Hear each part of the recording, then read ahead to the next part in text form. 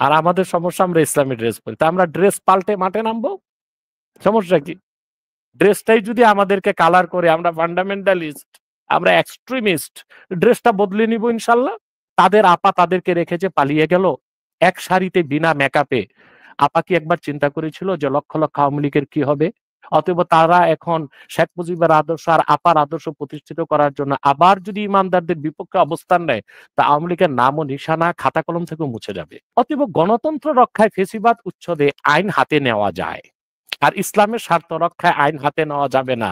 এটা কি ইনজাস্টিস নয়? আসিফ নজরুল ভাই, আল্লাহর ওয়াস্তে ইতিহাসে আপনার নামটা কলঙ্কিত অধ্যায়তে লেখাবেন না। ভারতপন্থী পাকিস্তানপন্থী কোনো দল চলবে না। এখানে সে মাইনাস করতে চাইলো জামাতকে আর আওয়ামী লীগকে, কিন্তু সে এই কথাটা কেন বললো না যে বাংলাদেশে আমেরিকাপন্থী কোনো রাজনীতিও চলবে না? আসসালামু আলাইকুম জনাব এনায়েতুল্লাহ আব্বাসী, আপনাকে স্বাগত জানাচ্ছি নাগরিক টিভিতে। আপনার এত ব্যস্ততার মাঝে আপনি যে আমাদেরকে সময় দিতে আজ রাজি হয়েছেন, সেজন্য প্রথমেই আপনার প্রতি ওয়ালাইকুম আসসালাম ওয়া রাহমাতুল্লাহি ওয়া বারাকাতুহু। ধন্যবাদ আপনাকে এবং নাগরিক টিভি কর্তৃপক্ষকে এবং সম্মানিত দর্শক মণ্ডলীকে। ভালো আছেন আপনি? জি, আমি ভালো আছি এবং আপনাকে অনেকদিন পরে আবার আমার মাঝে আমি অতিথি হিসেবে পেয়েছি, তো সেজন্য আমি খুবই আনন্দিত। তো বেশ কিছু বিষয় রয়েছে যেগুলো নিয়ে আপনার কাছে আজ আমি জানার চেষ্টা করব এবং আমার জি, জি, দর্শকদেরকেও জানাবার চেষ্টা করব। তো আমি কথা না বাড়িয়ে সরাসরি সেই ফোনটা প্রসঙ্গগুলোতে ধরাও। চলে যেতে চাই। তো প্রথমেই আমি যেই বিষয়টিতে আপনার দৃষ্টি আকর্ষণ করতে চাই সেটা হচ্ছে তৌহিদি জনতার প্রসঙ্গে। যে আমরা ইদানিং পত্র-পত্রিকায় দেখি যে তৌহিদি জনতা নামে একটা মানে শব্দ ব্যবহার করা হচ্ছে। এবং এই তৌহিদি জনতার নামে ইদানিং দেশে যেসব কার্যকলাপ হচ্ছে, সেগুলো আমরা কিন্তু ওই পতিত স্বৈরাচার আওয়ামী লীগের শাসনামলের সময় কিন্তু দেখিনি। এবং এইসব কর্মকাণ্ডের দ্বারা দেশকে যদি আওয়ামী লীগ ও তার দোসররা একটা জঙ্গি বা সন্ত্রাসী রাষ্ট্র হিসেবে বহির্বিশ্বের কাছে তুলে ধরে, তাহলে কিন্তু দিন শেষে আমাদেরই ক্ষতি হবে। তো এই যে তৌহিদি জনতার ব্যানারে এইসব যে কর্মকাণ্ডগুলো হচ্ছে, এটাকে আপনি কিভাবে দেখছেন? নাহমাদুহু ওয়া নুসাল্লি আলা রাসূলিহিল কারীম, আম্মা বাদ। আল্লাহুম্মা সাল্লি ওয়া সাল্লিম আলা সাইয়্যিদিনা মুহাম্মাদিন নূরিল্লাহ ওয়া আলা আলিহি ওয়া সাহবিহি আজমাইন। ধন্যবাদ আপনাকে। প্রথম যে কথাটি বলেছেন তৌহিদি জনতা। প্রত্যেক মুসলমান যে মহান আল্লাহ তাআলার তৌহিদকে বিশ্বাস করে সেই তৌহিদি মুসলিম। সেই দৃষ্টিকোণ থেকে আপনি যদি আল্লাহর তৌহিদকে বিশ্বাস করে থাকেন, আল্লাহর হাবিব মোহাম্মদ সাল্লাল্লাহু আলাইহি ওয়াসাল্লামের উম্মত দাবিদার, আল্লাহর হাবিব মোহাম্মদ সাল্লাল্লাহু আলাইহি ওয়াসাল্লামের উম্মত আপনি এই দাবি করে থাকেন, তা আমার মতো ওনাদের মতো আপনিও তৌহিদি জনতার একজন। কথা হচ্ছে তৌহিদি জনতা এই ব্যানারে যারা মাঠে নামছেন তারা মুসলিম, আলেম ওলামা, বাংলাদেশে আকাশের নিচে সর্বশ্রেষ্ঠ সন্তান তারা। হয় মাদ্রাসার শিক্ষক, নয় মসজিদের খতিব, নয় যারা এই পার্থিব দুনিয়াকে প্রাধান্য না দিয়ে কোরআন হাদিস শিখার মাধ্যমে পারলৌকিক জীবনকে উজ্জ্বল করার মাধ্যমে দেশ ও জাতির সেবা করতে চান, এবং মূলত তারা এদেশের মানুষকে কোরআন সুন্নাহর আলোকে বুদ্ধিবৃত্তিক নেতৃত্ব দেন, যারা তারাই তৌহিদি জনতা। এখন তাদের কিছু কাজকর্ম নিয়ে প্রশ্ন আসতে পারে, কিন্তু লক্ষণীয় বিষয় হচ্ছে ৫ই আগস্ট কথিত বিপ্লব বা অভ্যুত্থান যেটাই বলুন, এরপরে তৌহিদি জনতা যতগুলো ইস্যুতে মাঠে নেমেছে, কোনো একটাও কি অযৌক্তিক ছিল? প্রথম বিষয় হচ্ছে এটা। আর কোনো একটি ইস্যুই কি তারা সৃষ্টি করেছে না অন্যরা সৃষ্টি করেছে? অথবা আমরা মনে করি তৌহিদি জনতার পায়ে পাড়া দিয়ে তাদেরকে নামানো হয়েছে মাঠে। আর এই ক্ষেত্রে তৌহিদি জনতার কাছে ঈমানটাই সবচেয়ে বড়। সো-কল্ড পলিটিশিয়ান, তাদের স্লোগান হচ্ছে ব্যক্তির চেয়ে দল বড়, দল থেকে দেশ বড়। আর একজন বিশ্বাসী বিলিভার, মুমিন, মুসলিম, উম্মতে মুহাম্মাদি, তার কনসেপ্ট হচ্ছে যে ব্যক্তির চেয়ে দল বড়, দল থেকে দেশ বড়, দেশ থেকে আমার জান বড়, জান থেকে আমার ঈমান বড়, ইসলাম বড়। অতএব ঈমান ও ইসলামের প্রশ্নে তৌহিদি জনতা কখনোই কোনো তাগুতি শক্তিকে আগেও বিনা চ্যালেঞ্জে ছেড়ে দেয়নি, এখনো ছেড়ে দিবে না ইনশাআল্লাহ। আপনাকে একটা সহজ দৃষ্টান্ত দিচ্ছি।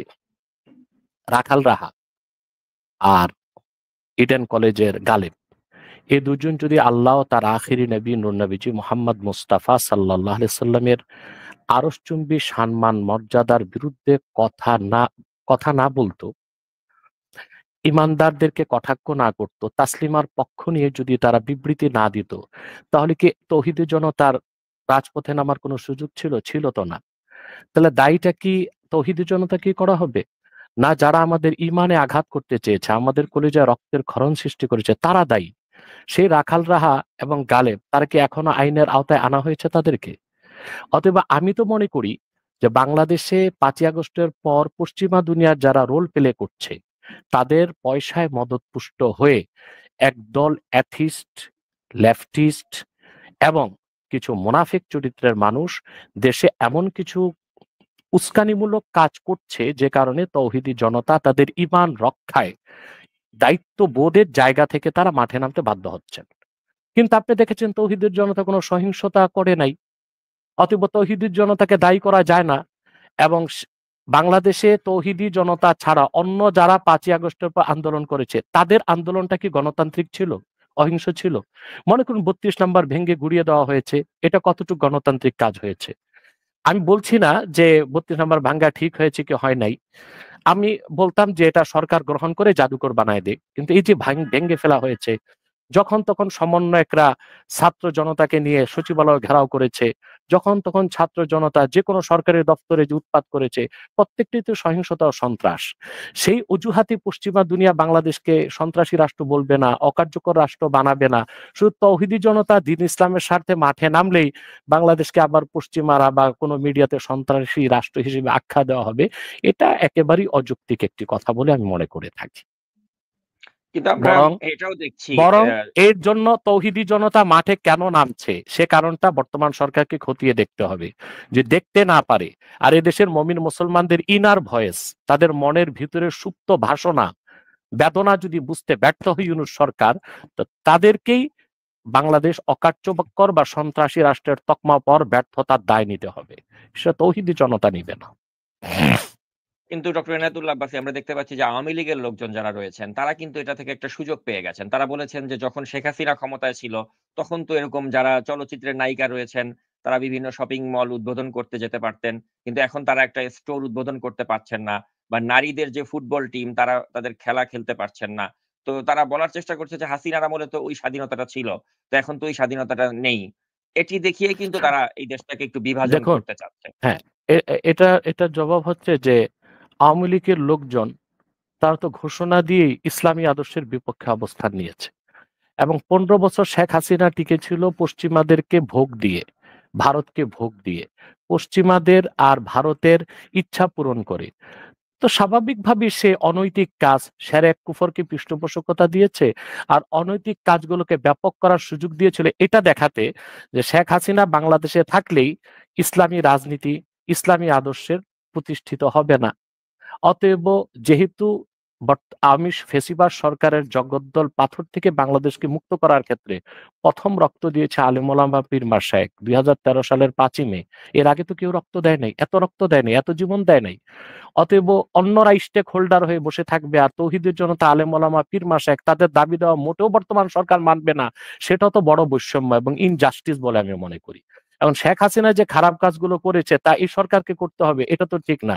আমরা যেহেতু সংস্কার চাই, সংস্কারের মানেই হচ্ছে হাসিনা ইসলামের বিপক্ষে, মুসলমানের বিপক্ষে যে কাজগুলো করেছে, ইসলামের ইতিহাস, ইসলামের আকায়েদ এবং ন্যাক আমল এবং বাংলাদেশের সংস্কৃতির সাথে ঐতিহ্যের সাথে যা যায় না সে ধরনের কাজ হাসিনা করেছে বলে এখন বর্তমান সরকার করবে, তাহলে আর পার্থক্য রইল কি? ফেসিবাদের মধ্যে আর বর্তমান সরকারের মধ্যে পার্থক্য তো থাকে না। অতএব দেখুন, আওয়ামী লীগের লোক তো বহু কথাই বলবে, সেগুলো আমাদের কানে নেওয়া উচিত না। বরং আমি তো বলেছি যে আওয়ামী লীগকে তওবা করার সুযোগ দেওয়া উচিত। কিন্তু এরকম কথা যদি বলে, এরকম সুযোগ তারা নেয়, তা তো ইতিহাস থেকে তারা মুছে যাবে। মুসলিম লীগের মতো খাতায় কলমে তারা চলে যাবে। তাদেরকে তো এখন অনুশোচনা করা উচিত এবং তওবার প্রতি ফিরে আসা উচিত। তাদের আপা তাদেরকে রেখে যে পালিয়ে গেল এক সারিতে বিনা মেকআপে, আপা কি একবার চিন্তা করেছিল যে লক্ষ লক্ষ আওয়ামী লীগের কি হবে? অতএব তারা এখন শেখ মুজিবের আদর্শ আর আপার আদর্শ প্রতিষ্ঠিত করার জন্য আবার যদি ইমানদারদের বিপক্ষে অবস্থান নেয়, তা আওয়ামী লীগের নাম ও নিশানা খাতা কলম থেকেও মুছে যাবে। মুসলিম লীগের নাম তো খাতা কলমে আছে, তাদের নাম খাতা কলমও থাকবে না। অতএব আমি আপনার মাধ্যমে আওয়ামী লীগের লোকজনকে নসিহা করছি, তওবা করুন, সংশোধনে ফিরে আসুন। হাসিনা সাপ গেনে নারীদেরকে বিদেশ পাঠিয়েছে হাফ প্যান্ট পরিয়ে, এটি কি বাংলাদেশের সংস্কৃতির সাথে যায়? ইসরায়েলের মতো একটা অবৈধ রাষ্ট্র তারা মহিলাদেরকে গেম খেলতে পাঠিয়েছে, দেখান তো একটা প্রমাণ। বাংলাদেশ একটি দ্বিতীয় বৃহত্তম মুসলিম রাষ্ট্র, ইসলামের দৃষ্টিকোণ থেকে, ইসলামী ঐতিহ্যের দৃষ্টিকোণ থেকে শুধু না, বাংলাদেশের সংস্কৃতির সাথেও তো এটা যায় না। বাংলাদেশে যারা অমুসলিম নারী হিন্দু, তারাও তো অনেক সময় মাথা ঢেকে চলে, গা ঢেকে চলে। যারা ইসলামকেই বিশ্বাস করে না, পৌত্তলিকতায় বিশ্বাসী। কারণ এটা হচ্ছে বাংলাদেশের একটা সংস্কৃতি চলে এসেছে। উলঙ্গ হওয়া, ল্যাংটা হয়ে যাওয়া, নারীদের বসন একদম ছোট করে ফেলা, এটা তো বাংলাদেশের সংস্কৃতির সাথেও যায় না। এটা তো পশ্চিমা সংস্কৃতি। অতএব শুধু ইসলামের ফতোয়ার দৃষ্টিকোণ থেকে নয়, বাংলাদেশের সংস্কৃতির দৃষ্টিকোণ থেকেও হাসিনা যে কাজগুলো করেছে, যুবতী মেয়েদেরকে হাফ প্যান্ট পরিয়ে খেলার মাঠে নামিয়ে দিয়েছে, এটা আসলে শুধু ইসলাম বিরোধিতা করেনি, বাংলাদেশের যে সংস্কৃতির ধারা সেটার বিপক্ষে সে অবস্থান নিয়েছিল। অতএব এই কাজটা বর্তমান সরকার না করলেই প্রশংসার দাবিদার হবে তারা। আর হাসিনার মতো এই কাজগুলো করলে এ সরকারের বিপক্ষ আবার এদেশের মমিন মুসলমান এবং বিশ্বাসীগণ মাঠে নামতে বাধ্য হবে। অতএব আওয়ামী লীগের প্ররোচনায় উস্কানিতে বর্তমান সরকারের কোনো কাজ করা উচিত হবে না। ধন্যবাদ। তো ডক্টর ইনায়েতুল্লাহ আব্বাসী আপনি রাখাল রাহার প্রসঙ্গে কথা বলছিলেন। তো আমার সাথে তো আপনি জানেন যে আমার যে পেশা, এই পেশায় আমাকে আওয়ামী লীগের লোকদের সাথেও কথা বলতে হয়। যারা নাস্তিক তাদের সাথেও কথা বলতে হয়, আস্তিকদের সাথেও কথা বলতে হয়। তো এই সূত্র ধরে যেটা হয়েছে আরকি যে রাখাল রাহাপন্থী যারা লোকজন রয়েছেন, তারা মানে আমাকে এক ধরনের বার্তা দেওয়ার চেষ্টা করেছেন যে যদি রাখাল রাহা অপরাধ করে থাকে আপনারা আইনগত ব্যবস্থা নিতে পারেন তার বিরুদ্ধে। কিন্তু তা না করে জি। তাকে যেখানে দেখা হবে তাকে হত্যা করা হোক বা তার বিরুদ্ধে যে ফতোয়া, এটাকে কিন্তু তারা ভিন্নভাবে একটা পোর্ট্রে করার চেষ্টা করছে। যে আইনগতভাবে ব্যবস্থা না নিয়ে কেন তাকে একদম মেরে ফেলার ফতোয়া দেয়া হচ্ছে। এগুলো কি ইসলামে মানে জায়েজ আছে কিনা? এ ধরনের প্রশ্ন তারা আমাকে করেছে। তো তাদের যেহেতু আচ্ছা, আপনাকে সরাসরি প্রশ্ন করার সুযোগ নেই, তাদের পক্ষ থেকে আমি আপনাকে প্রশ্নটা করলাম। যেটার উত্তর আপনি কি দিবেন? জি। এটার উত্তর আমি এটা দিব যে রাষ্ট্রের দায়িত্ব হচ্ছে সকলের অধিকারকে নিশ্চিত করা, বা গণতান্ত্রিক রাষ্ট্রের এটাই কাজ। তো বাংলাদেশে যেখানে 14 কোটি মুসলমান, তাদের আবেগ অনুভূতি যেন আহত না হয় সেটা দেখার দায়িত্ব রাষ্ট্রের। কিন্তু আমরা দেখেছি আগের সরকার আমাদেরকে বারবার আমাদের হৃদয়কে রক্তাক্ত করেছে, কোনো বিচার করেনি। শাহবাগে যে নাস্তিকগুলো ছিল, কুখ্যাত ব্লগার রাজীব সহ, এই নাস্তিকদের কোনো বিচার আওয়ামী সরকার করেনি। শুধু তাই না, বাংলাদেশ স্বাধীনের পর থেকে কোনো নাস্তিক ব্লগার বা সাতেমের শাস্তি কোনো সরকার করেনি। দাউদ হায়দার ছিল, যতটুকু মনে পড়ে, জিয়াউর রহমানের আমলে। দাউদ হায়দার যখন কুফর করেছিল, তখন তাকে কিন্তু নিশ্চিন্তে দেশের বাইরে যাওয়ার সুযোগ দেওয়া হয়েছিল। তাসলিমা নাসরিন, সেও ছিল গত বিএনপি সরকারের আমলে। তখনও কিন্তু তাসলিমা নাসরিনকে আইনের আওতায় আনা হয়নি। বরং তাকে তার সিকিউরিটি থ্রেট ছিল। এজন্য তাকে সর্বোচ্চ নিরাপত্তা দিয়ে তখনকার সরকার বিদেশ পাঠিয়ে দিয়েছিল। পরবর্তীতে শাহবাগ চত্বরে যত নাস্তিক ব্লগার ছিল তাদের প্রত্যেকেই বিদেশে যাওয়ার সুযোগ করে দিয়েছিল আওয়ামী সরকার। তো রাষ্ট্র তো কখনোই আমাদের মমিন মুসলমানদের কোনো অধিকারই রক্ষা করছে না। তারপরে মনে করুন রাখাল রাহা এবং গালেব, আমরা তাদের, মনে করুন আমি এক্সট্রিমিস্ট, আমি চরমপন্থী, আমি ফান্ডামেন্টালিস্ট, আমি মৌলবাদী, আমি তো তার মৃত্যুদণ্ড চাইবই।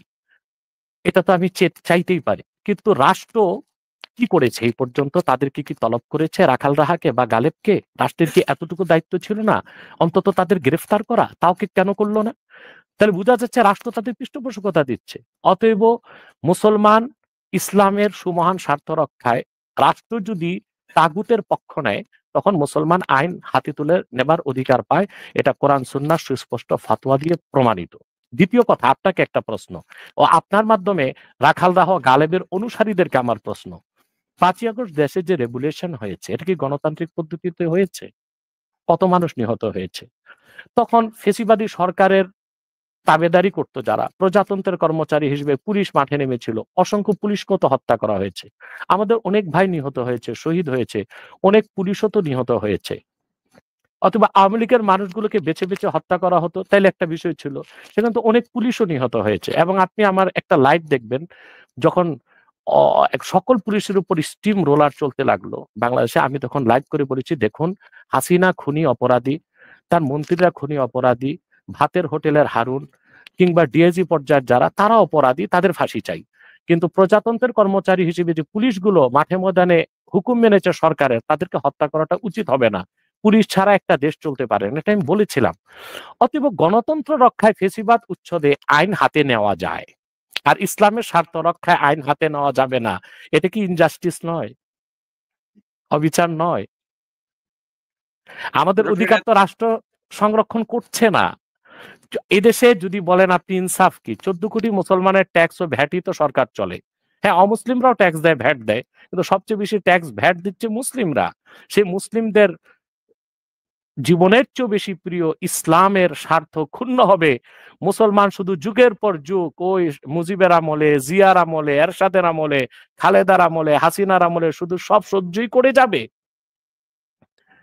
আমরাই পরাধীন, আমাদের স্বাধীনতা কি আসবে না? অথবা আইন তো আমাদেরকে তুলে নিতে সরকারই বাধ্য করছে। যদি এখন পর্যন্ত গালেবকে এবং রাখালরাকে গ্রেফতার করা হয় নাই, এর মানে তো এই না গ্রেফতার করলে ফাঁসিতে ঝুলিয়ে দেওয়া হবে। গ্রেফতার করলে তারা আদালতে উঠবে, তাদের পক্ষে রাষ্ট্রপক্ষ যদি দাঁড়ায় ইসলাম ও মুসলমানের পক্ষে কথা বলতে। তাদের বিরুদ্ধে মামলা কেন হ্যাঁ, করা হচ্ছে না? মামলা করতে গিয়েছিল, আদালত মামলা নেয়নি। আচ্ছা, আজকে গিয়েছিল মামলা করার জন্য, আজকে মামলাটা নিয়েছে। বারবার যাওয়া হয়েছে, মামলাটা নেওয়া হয়নি। আমাদের কাছে রিপোর্ট এসেছিল যে আসিফ নজরুল নাকি বাধা দিয়েছিল, পরে শুনেছি আসিফ নজরুল বলেছে যে না, আমার পক্ষ থেকে কোনো বাধা নেই। বৈষম্য বিরোধী কারা আন্দোলন, যারা এই আন্দোলনটায় নেতৃত্ব দিচ্ছে, তারা গিয়েছে, আজকে মামলা নেওয়া হয়েছে। রাখাল রাহা এবং গালেবকে আদালতে ওঠানো হোক, তাদের পক্ষে যত বুদ্ধিজীবী আছে দাঁড়াক, অ্যাডভোকেট ব্যারিস্টার দাঁড়াক, তাদের বিপক্ষে ইসলাম ও মুসলমানের পক্ষে ইনশাআল্লাহ আমি আমি মোহাম্মদ এনায়েতুল্লাহ আব্বাসী একা যথেষ্ট। আমি আদালতে যাব এবং তাদেরকে ফেস করব। ইসলামী শরিয়া আইনেও তাদের ফাঁসি হতে পারে এবং প্রচলিত আইনেও তাদের ফাঁসি হবে। আমি এটা চ্যালেঞ্জ করছি আপনার মাধ্যমে বর্তমান সরকারকে ও আইনকে। আমিও তাই মনে করি ব্যক্তিগতভাবে যে আইনগত প্রক্রিয়ার মধ্যে দিয়ে যদি তাকে আপনি অপরাধী প্রমাণ করে যদি সাজা দেন, তাহলে কিন্তু আর এটা নিয়ে কেউ কিছু বলার অবকাশ থাকে না। রাইট, কিন্তু রাইট, আইন রাইট। নিজের হাতে তুলে নিলে যেটা হবে কি, তখন এটাকে নিয়ে তারা ইসলামকে বা আপনাদেরকে বা যারা ধর্মপ্রাণ মুসলমান তাদেরকে কলঙ্কিত করার একটা চেষ্টা করবে এবং এই সুযোগটা কিন্তু যারা সুযোগ সন্ধানী তারা নেয়ার চেষ্টা করবে। তো সেজন্য বলছি যে আইনগত প্রক্রিয়াতে গেলেই সেটা আমি মনে করি যে দেখুন, বেটার হবে। আপনাকে কোরআন কারীমের একটা বাণী শোনাচ্ছি। আল্লাহ তাআলা তার হাবিব মুহাম্মদ সাল্লাল্লাহু আলাইহি সাল্লামকে লক্ষ্য করে বলেছেন কোরআন কারীমে, ওয়ালান তারদা আনকাল ইয়াহুদ ওয়ালান নাসারা হাত্তা তাত্তাবিয়া মিল্লাতাহুম। এই আয়াতের ভাষ্য থেকে আমি বলি, আমরা যতই পশ্চিমাদের আইন কানুন মেনে নেই, আদর্শ মেনে নেই, যতই সুশীল হই এবং যতই আধুনিক হই, যতই প্রগতিশীল হই, যতই পরামর্শহিংসু হই, যতক্ষণ ইসলাম না ছেড়ে আমরা খ্রিস্ট ধর্ম বা হিন্দু ধর্ম বা ইহুদি ধর্ম বা পশ্চিমা মতাদর্শ যে ডেমোক্রেসিকে 100% মেনে না নিব, ওরা কোনোদিন আমাদের উপর খুশি হবে না। ওরা পায়ে পাড়া দিয়ে আমাদের সাথে লাগবে, কারণ আমাদের অপরাধ, আমরা মুসলিম এবং ইসলাম ও মুসলমানের বিপক্ষে পৃথিবীর সমস্ত কুফরি শক্তি এক। তারপরও আমরা কি আইন হাতে তুলে নিয়েছি? এই বিপ্লবীরা যতটুকু আইন তুলে নিয়েছে 5ই আগস্টের পরে, ততটুকু তো আইন তৌহিদি জনতা তুলে নেয়নি। তাইলে এখন তৌহিদি জনতাকে কি করতে হবে? দাড়িগুলো ঢেকে প্যান্ট শার্ট পরে নামতে হবে। তাহলে অপরাধটা হয়ে গেছে আমাদের পোশাক। যারা বিপ্লবী তারা যখন তখন কর্মসূচি দিচ্ছে, রোডঘাট বন্ধ করে দিচ্ছে, হ্যাঁ? তারপরে তাদের সমস্যা হচ্ছে তারা ইসলামী ড্রেস পরে না। আর আমাদের সমস্যা, আমরা ইসলামী ড্রেস পরি। তা আমরা ড্রেস পাল্টে মাঠে নামবো? সমস্যা কি? ড্রেসটাই যদি আমাদেরকে কালার করে আমরা ফান্ডামেন্টালিস্ট, আমরা এক্সট্রিমিস্ট, ড্রেসটা বদলে নিব ইনশাল্লাহ। তো ডক্টর এনায়েতুল্লাহ আব্বাসী, এবার একটু রাজনৈতিক প্রসঙ্গে আসতে চাই। এই যে জাতীয় নাগরিক পার্টি নামে যে একটি পার্টি করলো এই ছাত্ররা, তাদের এই আরেকটা নতুন কথা, দল। হ্যাঁ জি, সাকিব ভাই, আরেকটা কথা, জি। মূলত মামলাটা সরাসরি রাষ্ট্র নেয়নি। সিআইডি কে দায়িত্ব দেওয়া হয়েছে তদন্ত করার জন্য। তদন্তের শুনানি হবে 22শে মে। মামলাটি সরাসরি সরকার গ্রহণ করলেই কিন্তু ভালো হতো, এটা সরকার গ্রহণ করেনি। আরেকটা কথা আপনার মাধ্যমে আমি আইন উপদেষ্টা আসিফ নজরুলকে সরাসরি বলছি যে আসিফ নজরুল ভাই, আপনাকে কিন্তু বিদেশ থেকে অনেক অনলাইন অ্যাক্টিভিস্ট বলে যে আপনি ভারতের রয়ের এজেন্ট। এটা আমি বিশ্বাস করি না। আপনি রয়ের এজেন্ট নন। আপনি রয়ের এজেন্ট হলে আপনি ফ্যাসিবাদী সরকার পতনে আপনার এত বুদ্ধিবৃত্তিক থাকতো না। তবে আমি জানি না সিআইএ এর সাথে আপনার কোনো কানেক্টিভিটি আছে কিনা, কিংবা জর্জ সরোসের যে ফান্ডিং হচ্ছে বাংলাদেশে, সেটার কোনো অংশ আপনি পেয়েছেন কিনা আমি জানি না। আসিফ নজরুল ভাই, আল্লাহর ওয়াস্তে ইতিহাসে আপনার নামটা কলঙ্কিত অধ্যায়তে লিখাবেন না। ব্লগার এবং মুরতাদ বিরোধী আন্দোলনে যারা কারাগারে আছে, এর মধ্যে আমাদের ভাই ফারাবী এবং অন্যান্য যারা আছে, তাদেরকে আমার মনে হয় অবশ্যই আদালতে এনে তারপর তাদের সুষ্ঠু বিচার, যেটা জাস্টিস, সেটা হওয়া উচিত, আমি চাই।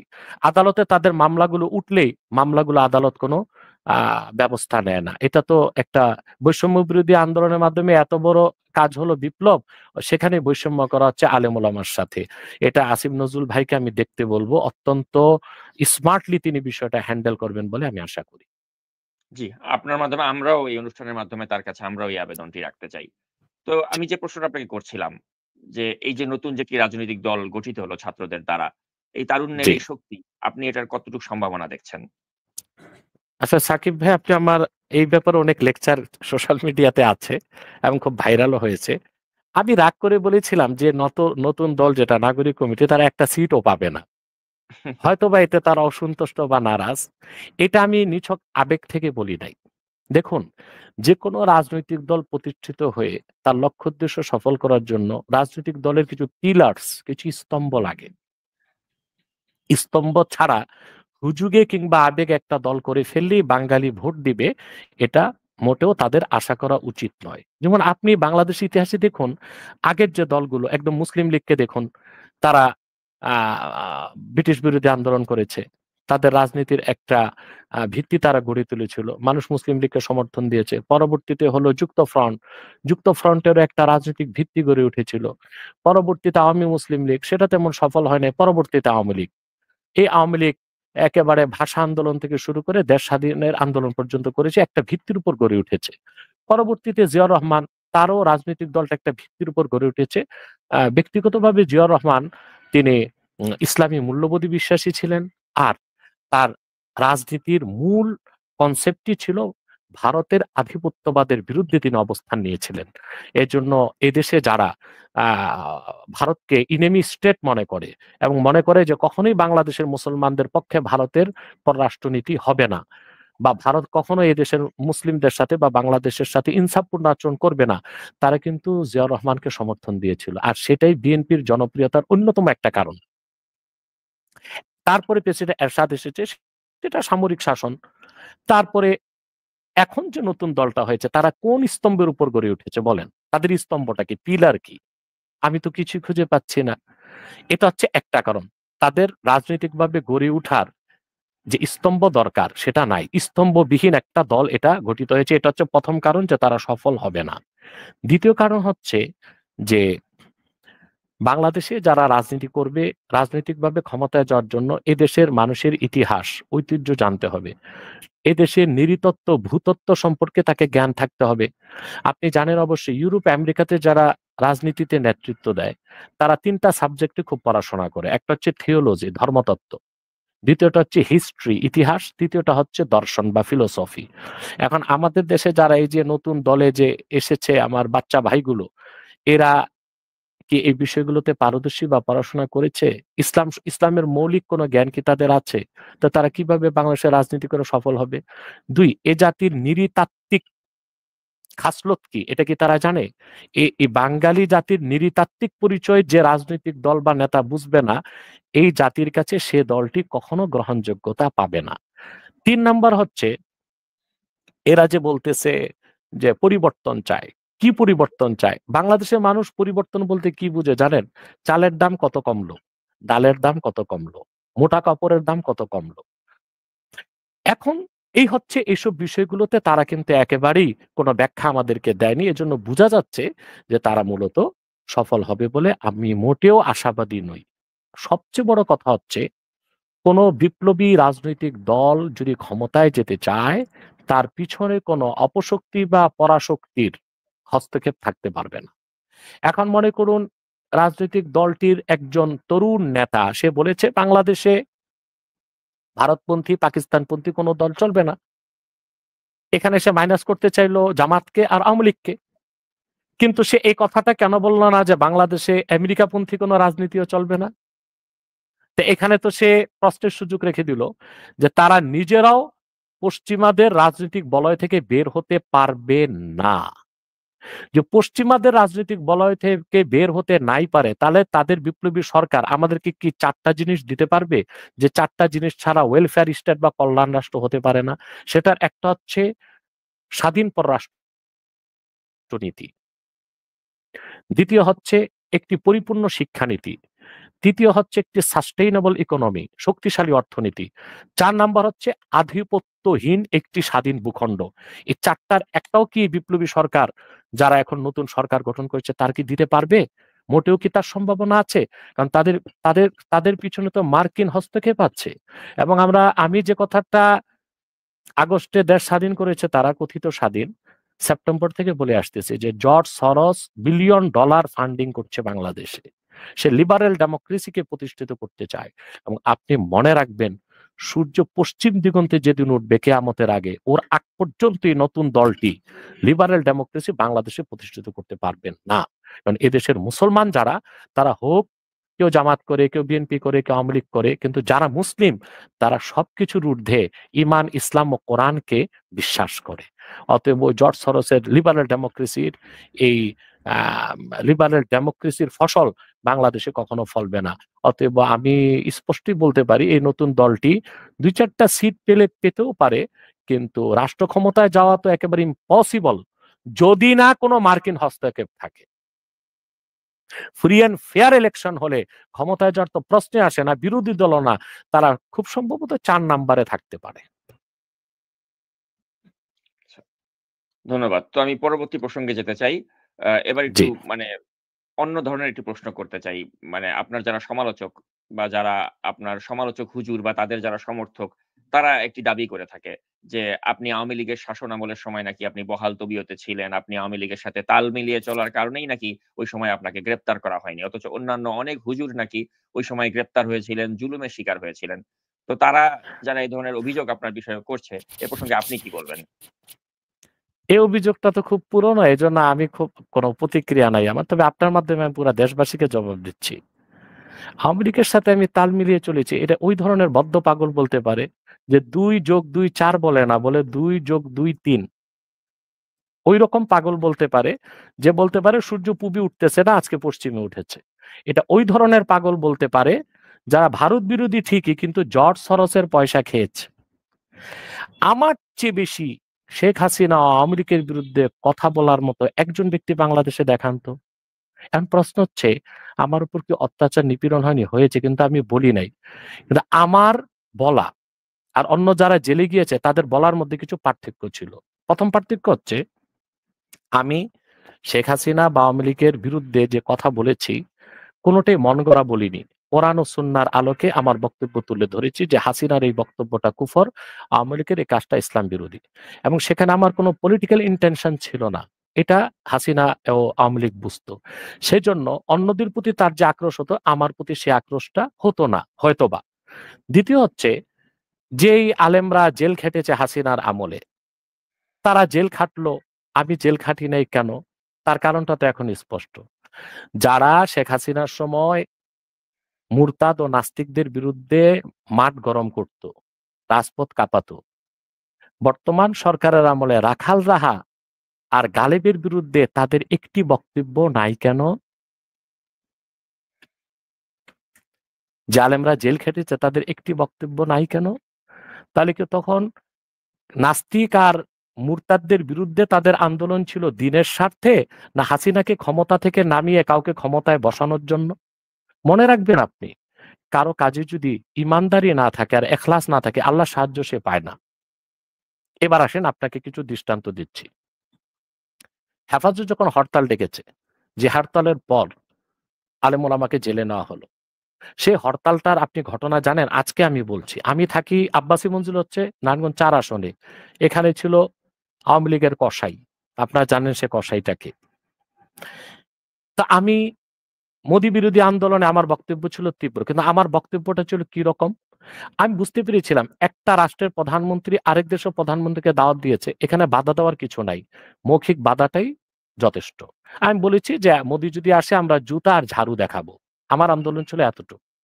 তো যে আলেমরা বলেছে যে তাকে ঢুকতেই দেওয়া হবে না, তারা হুঙ্কার দিলেন। আগের দিন রাতে আমার কাছে হেফাজতের একজন শীর্ষ নেতার ফোন এসেছে, যা আব্বাসী ভাই, আপনি তো মোদী বিরোধী আন্দোলনে ভূমিকা রেখেছেন, তা আমাদের তো কয়েকজন লোক শহীদ হয়ে গেল, আপনার ভূমিকা কি থাকবে? আমার বিবেকে আঘাত হলো। কথা তো ঠিক। এই কর্মসূচিটা আমি দেই নাই যে মোদীকে আটকাবই। মোদীর বিরুদ্ধে তো আমি সবচেয়ে বেশি বক্তব্য দিয়েছি।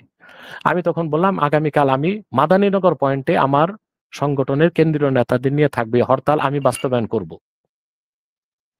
এবং আপনি ভিডিওতে দেখবেন যে প্রায় কয়েক হাজার লোকের নাস্তা আমি দিয়েছিলাম সেদিন পিকেটারদের। আমি সেখানে যে দুপুর 1টার আগে পৌঁছেছি মাদানীনগর পয়েন্টে। এটাই ছিল বাংলাদেশের মূল পয়েন্ট হরতালের, হেফাজতের হরতালের। সেখানে সকাল 8টায় আমার কাছে খবর আসলো নারায়ণগঞ্জের যিনি নেতা হেফাজতের, তিনি মসজিদের মাইকে ঘোষণা করলেন যে সেনাবাহিনীর লোকজন ওই জল কামান নিয়ে গেছে, মুরব্বী বুঝেন নাই, ভাবছেন এটা ট্যাঙ্ক, বলছে যে তারা ট্যাঙ্ক নিয়ে মসজিদের বাইরে দাঁড়িয়ে আছে, আপনারা বাড়ি যান। 8টায় হরতাল তাদের হয়ে গেল। দুপুর 12টায় যেয়ে দেখি যে আরেকজন হেফাজতের নেতা 12টার সময় মুনাজাত করতেছে, হরতাল এখানেই হয়ে গেছে, আপনারা বাড়ি যান। আমি দেখলাম এটা তো সকল মুসলমানদের ডিসক্রেডিট, হরতালটা তো সন্ধ্যা পর্যন্ত নিতে হবে। আমি তখন সেখানে যে বক্তব্য দিয়ে ঘোষণা দিলাম 6টা পর্যন্ত হরতাল চলবে। আলহামদুলিল্লাহ, আপনারা দেখেছেন হেফাজতের হরতালটা 6টা পর্যন্ত চলেছে, এবং আমার সেটা লাইভে তখন প্রেজেন্ট ওয়াচিং ছিল প্রায় 10,000। আমি গাড়িতে উঠার 1 মিনিটের মধ্যে শামীম ওসমান যুবলীগ, র্যাব এবং বিডিআর কে পাঠালো, এবং বৃষ্টির মতো গুলি বর্ষণ করা হলো। সেখানে আমার একজন কর্মী ছিল, ছেলেটি এখন তুরস্কে পড়ছে, আব্দুল মুহাইমিন, তার হাঁটু থেকে পায়ের নিচ পর্যন্ত চুরমার হয়ে গেল সবকিছু। কিন্তু আল্লাহ আমাকে বাঁচাবেন, 1 মিনিট আগে আমি কর্মসূচি ঘোষণা করে চলে এসেছি। এরপরে বলেন দেশের সমস্ত হেফাজত নেতারা গ্রেফতার হলো, আর যে লোকটা হরতাল 12টাকে 6টা পর্যন্ত নিয়ে গেল তাকে গ্রেফতার করার চেষ্টা করেও হাসিনা কেন ব্যর্থ হয়েছে? নিশ্চিত আল্লাহর রহমত ছিল আমার উপর। বহুবার আমাকে আঘাত করার চেষ্টা করছে, 19 বার আমার উপর গুম, হত্যা ও অ্যাটাক করা হয়েছে। এগুলো আরেকদিন আপনি যদি বলেন আমি একে একে বলবো। আরেকটা কথা বলে দিচ্ছি, এই যে শামীম ওসমান মিথ্যা মামলা, 7টি মিথ্যা মামলা দিয়ে রেখেছে সাইবার ক্রাইমে, বিভিন্ন মামলায়। আপনার মনে আছে নিজুম মজুমদার আর তুরিন যখন ডিবেটে হেরেছিল আমার কাছে, জঙ্গির সংজ্ঞা দিতে যায় মুক্তিযোদ্ধাদের জঙ্গি বলেছিলাম, খেয়াল আছে বোধহয় সাকিব ভাই? তখন কিন্তু মুক্তিযোদ্ধা মঞ্চ শাহবাগে মঞ্চ করে আমার ছবি আগুনে জ্বালিয়ে মামলা দিয়েছিল।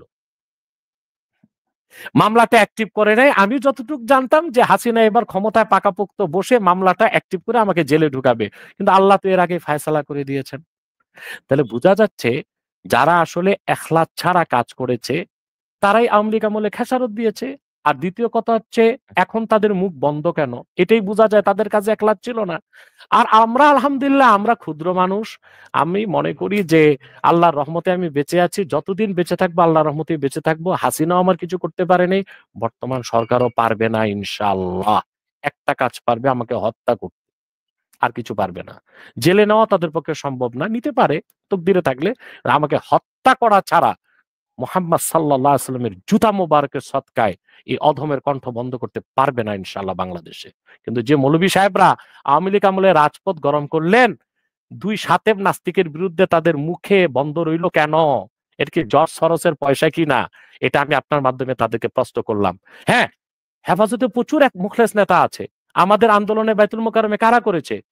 কারা করেছে? আপনি খোঁজ নিয়ে দেখেন, বৈষম্য বিরোধী কারা আন্দোলন, এরা কারা? এরা হেফাজতের মূল ধারার এবং কওমি ঘরানার সন্তান। এবং সেখানে আমাদের সাথে উপস্থিত ছিলেন আল্লামা মীর ইদ্রিস নাদভী, তিনি নায়েবে আমির হেফাজতের।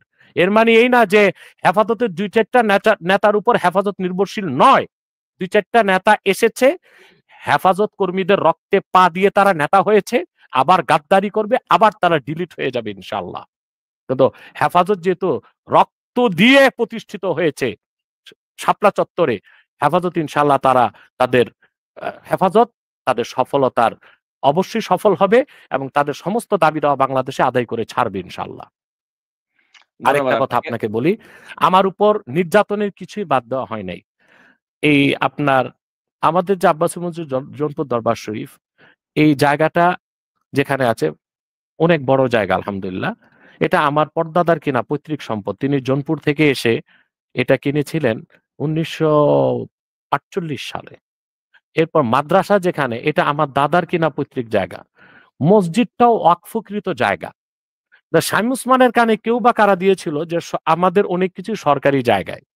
তখন সে পরিকল্পনা করে আব্বাসী মসজিদের সামনে 131 কোটি টাকার বাজেট করে একটা সড়ক করেছে, শুধু এটা আমাদেরকে কষ্ট দেবার জন্য। এবং বিশেষ করে তার আক্রোশ ছিল যে আমি যখন দিনে দূরে যাই হেলিকপ্টার ব্যবহার করি, জানেন আপনি, এটা আব্বাসী মসজিদের সামনের ফিল্ডটা আমারই করা ছিল, এখান থেকেই উঠানামা করত। অবশ্য আমি এখন আধা কিলোমিটার দূরে একটা ফিল্ড ব্যবহার করি। তো একবার সে এসেছিল আমার কাছে লোকবল নিয়ে, নির্বাচন আগে 18 সালে। আমি তখন আসর নামাজ পড়তেছিলাম। তো শামীম ওসমান তখন আমার ওই ফিল্ডের কাছে যেয়ে সিগারেট টানতেছিল। আমি নামাজ পড়ি আর সে সিগারেট টানতেছিল। আর শুনছি সে নাকি 72 রাকাত নফল নামাজ পড়তো। এই যে আওয়ামী লীগের এই কসাইটা যে কি পরিমাণ ভণ্ড তা এখন মানুষ বুঝতেছে। হুম, তখনই আমার ভিতরটা কামড় দিয়েছিল যে তুমি তো সিগারেট টেনে মাঠ দেখতেছো, তোমার মাথায় তো অন্য বুদ্ধি, আমি যেন এখানে হেলিকপ্টার উঠাতে নামাতে না পারি। তো কি হয়েছে, আমার একটু কষ্ট হয়, 0.5 কিলোমিটার 1 কিলোমিটার দূরে যে আমি তো ব্যবহার করছি আল্লাহর রহমতে, সমস্যা তো হচ্ছে না। এরপর যখন আমি হেফাজতের হরতালে গেলাম, হরতালটা সফল হলো, তারপর সে যুবলীগের সেক্রেটারি, আমি নাম বলবো না, তাকে বলছে আমি আব্বাসী মঞ্জিলে বুলডোজার লাগাবো। আমি প্রচন্ড রেগে তার সেই যুবলীগের সেক্রেটারি অন্যদাদের বলেছিলাম, আমার যতটুকু মনে পড়ে আমি বৃদ্ধাঙ্গুলি উঠায় বলছিলাম, শামীম ওসমানকে বুলডোজার নিয়ে আব্বাসী মঞ্জিলে আসতে বইলেন। আপনি দেখেন সাকিব, আব্বাসী মঞ্জিলের ইটে একটা আঁচড় কেউ লাগায় নাই, কিন্তু শামীম ওসমানের নিজের বাড়িও নাই, তার দাদার বাড়ি বাইতুল আমানও নাই। অতএব দেখুন, আল্লাহর সাহায্য সহযোগিতা থাকলে কেউ কিছু করতে পারে না। আমি আপনাকে একটা হাদিস বলে এই প্রসঙ্গটা ইতি টানছি। আল্লাহ জি, হাবিব সাল্লাল্লাহু আলাইহি ওয়াসাল্লাম ইরশাদ করেছেন, লা তাজালু তাইফাতুম মিন উম্মতি যাহিরিন আলাল হক লা ইয়াদুররুহুম মান খাযালাহুম হাত্তা ইয়াতি আমরুল্লাহি ওয়া হুম কাযালিক। যে আমার উম্মতে মুহাম্মদের মধ্যে একটি দল সব যুগেই থাকবে, যা সত্য ও ন্যায়ের পক্ষে কথা বলে যাবে। নিন্দুকের নিন্দা, হিংসুকের হিংসা, অত্যাচার তাদেরকে সত্য থেকে বিচ্যুত করতে পারবে না। এই অবস্থায় কিয়ামত চলে আসবে। তাই আমি ব্যক্তিগতভাবে মনে করি যে আমি জ্ঞানী নই, গুণী নই, আমার কোনো গুণই নাই আমি মনে করি। তবে এটা আমি হলফ করে বলতে পারি, আল্লাহর হাবিব মুহাম্মদ মুস্তাফা সাল্লাল্লাহু আলাইহি সাল্লামের জুতা মুবারকের সদকায় ১৫০০ বছর পরে উম্মতে মুহাম্মদীর ওই দলের একজন সদস্য আমি। অর্থাৎ আমি মৃত্যু পর্যন্ত হক কথা বলে যাব এবং হক দলটি কিয়ামত পর্যন্ত থাকবে। আশা করি আমি উত্তরটি আপনাকে দিতে পেরেছি। জি, নিশ্চয়ই। ধন্যবাদ। তো আমি এখন পরবর্তী প্রসঙ্গে যেতে চাই। আমরা দেখতে পাচ্ছি যে আজকে আমাদের অনুষ্ঠানটি অনেক দর্শক দেখছেন। এদের মাঝে অনেকেই জামায়াতে ইসলামী বাংলাদেশের যারা সমর্থক তারাও আছেন এবং তারাও কমেন্টস করছেন। তো এই জামায়াতে ইসলামী বাংলাদেশ তারা দাবি করেছে যে দেশে কমেন্ট নাকি সেকশন বন্ধ করুন। জি, দেশপ্রেমিক আবার ২ টি সরি। জি, দেশে নাকি দেশপ্রেমিক ২ টি ফোর্স আছে। একটি হচ্ছে সেনাবাহিনী এবং অন্যটি জামায়াতে ইসলামী। তাদের এই দাবিকে কি আপনি সমর্থন করেন? না, এইভাবে বলা উচিত না। দেশপ্রেমিক অনেক দলই আছে। আমি তো মনে করি হেফাজতে ইসলামীও দেশপ্রেমিক, জামাত ইসলামীও দেশপ্রেমিক এবং বিএনপিও দেশপ্রেমিক। ইনসাফ থেকে তো এটাই বলতে হয়। তো বাংলাদেশের রাজনীতিতে আবার আক্রমণাত্মক একটা বিষয় আছে, আক্রোশের একটা রাজনীতি। যেমন মনে করুন বিএনপির পক্ষ থেকে যদি জামাতকে বলা হয় রগ কাটার দল, তখন জামাত তো রিপ্লাই একটা করবে। তখন তারা তো এটা বলবে যে বিএনপি হচ্ছে লুটপাটের দল। এভাবে মানে আক্রমণ থেকে অনেক কথাই হয়ে থাকে, যেটা ইনসাফের মানদণ্ডে হয়তোবা উত্তীর্ণ নয়। হয়তোবা না, অবশ্যই উত্তীর্ণ নয়। দেশপ্রেমিক অনেক দলই বাংলাদেশে আছে। আচ্ছা। তো এবার আমরা অনুষ্ঠানের শুরুতে যে প্রসঙ্গটাতে আলাপ করছিলাম, সেটা একটু আপনার কাছে আরেকটু বিস্তারিত ব্যাখ্যা আমি জানতে চাই। তো আমি এভাবে আপনাকে প্রশ্নটা করব যে, যেহেতু বাংলাদেশে ইসলামী শরিয়া আইন বাস্তবায়ন হয়নি, তাই অনেকেই এটাকে একটি এমন রাষ্ট্র হিসেবে দেখতে চায়, যাতে সব ধর্মের এবং সব মতের মানুষের সহাবস্থান থাকে। অথচ আপনি এবং আরো অনেক স্কলার রয়েছেন, যাদের বক্তব্য থেকে মনে হয় যে আপনারা এই দেশে নাস্তিক বা সমকামীদের ব্যাপারে অত্যন্ত কঠোর। এবং সমকামী বা নাস্তিকদের আপনারা দেশ ছাড়াও করতে চান। তো তাদেরকে এই দেশে বাস করতে দিতে আপনাদের আসলে আপত্তির জায়গাটা কোথায়? সেটা একটু ইসলামের আলোকে জানতে চাই। খুব সুন্দর প্রশ্ন করেছেন আপনি। ১ম কথা হচ্ছে যে মুসলিম রাষ্ট্রগুলোর মধ্যে সৌদি আরাবিয়া সেটা একটা শরিয়া রাষ্ট্র। শরিয়া রাষ্ট্র ৪ টা নামে হতে পারে। খেলাফত ইসলামিয়া, ইমারত ইসলামিয়া, ইমামতে কোবরা, রিয়াসাত ইসলামিয়া, ইমারাত ইসলামিয়া ৪ টা নামে হতে পারে। তো এখন মনে করুন সৌদি আরাবিয়াতে রাষ্ট্র পরিচালিত হয় কোরআন সুন্নাহর আইনে। সেটা একটা শরিয়া রাষ্ট্র। কিন্তু সেটাকে উনারা খেলাফা রাষ্ট্র বলেন না। আবার আফগানিস্তান একটা শরিয়া রাষ্ট্র। তারাও খেলাফত বলছেন না, তারা বলছেন ইমারাতুল ইসলামিয়া। তো বাংলাদেশ হচ্ছে দারুল কারার। দারুল হার্ব না, আবার দারুল ইসলামও না, দারুল কারার। অর্থাৎ এখানে মুসলিম সংখ্যাগরিষ্ঠ এবং এখানে নামাজ রোজার কোনো বাধা বা বিঘ্ন নেই। যদিও বা আওয়ামী লীগ আমলে নামাজ রোজা এবং ওয়াজ মাহফিলও নামাজ রোজায় না, ওয়াজ মাহফিলে যথেষ্ট বাধা দেওয়া হতো। এখন প্রশ্ন হচ্ছে, বাংলাদেশ শরিয়া রাষ্ট্র যদি হয়েই যায়, তখনই তো নাস্তিকরা, হিন্দু, বৌদ্ধ, খ্রিস্টানরা বেশি নিরাপত্তা পাবে। কারণ শরিয়া রাষ্ট্র মানে এই নয় যে শরিয়া রাষ্ট্র থেকে যারা অমুসলিম আছে, শুধু কাফেরদের মধ্যে যারা জিন্দিক তাদেরকে মৃত্যুদণ্ড কার্যকর করতে হবে। এছাড়া হিন্দু, বৌদ্ধ, খ্রিস্টান, নাস্তিকও যদি থাকে, সে যদি তার ধর্ম নিয়ে থাকে, তার মতবাদ নিয়ে থাকে, ইসলাম ও মুসলমানকে অ্যাটাক করতে না চায়, তখন তাদেরকে নিরাপত্তা রাষ্ট্র দিবে। এটা রাষ্ট্রের দায়িত্ব এবং কর্তব্য। এটা হচ্ছে নাস্তিকদের, এটা হচ্ছে এই প্রসঙ্গে আপনি নাস্তিকদের বিষয়টা চিন্তা করতে পারেন, কিন্তু সমকামী বিষয়টা ভিন্ন। এটা আবার আসতেছি, আমি পরে আসতেছি। এখন দেখুন, শরিয়া রাষ্ট্র বাংলাদেশ হয় নাই বলেই তো এদেশে কোনো সুষম বন্টন নাই এবং মানবাধিকারও প্রতিষ্ঠিত হচ্ছে না। এখন আপনার কাছে আমার প্রশ্ন, শরিয়া রাষ্ট্র আমরা করব, এটা আমাদের স্বপ্ন, যেভাবেই হোক হবে ইনশাল্লাহ, টুডে টুমরো ইনশাল্লাহ।